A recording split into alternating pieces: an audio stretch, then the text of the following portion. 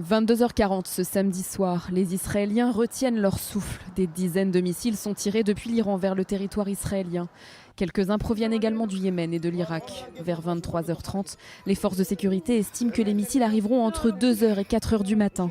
Vers minuit, l'Iran annonce que l'attaque a été baptisée la promesse fidèle. Et peu avant 2h du matin, l'alerte à la roquette retentit dans le Negev. Peu après, d'autres régions du pays sont à leur tour touchées, en particulier la capitale Jérusalem, comme le montrent ces images au-dessus de la mosquée Al-Aqsa et du mont du Temple. Des missiles ont également visé Be'er-Sheva et la mer Morte ou encore la Cisjordanie. Le sud d'Israël a lui aussi été visé, comme ici à Ashkelon.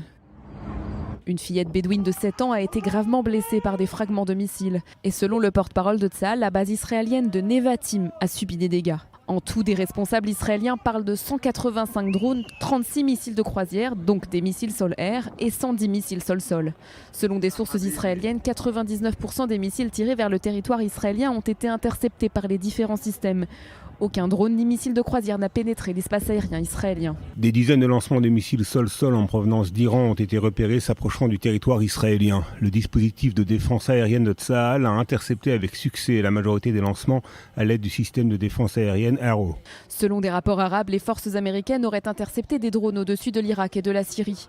Des missiles ont été également vus dans le ciel d'Amman en Jordanie. En tout, 70 missiles auraient été interceptés par des armées étrangères, notamment françaises, américaines et britanniques.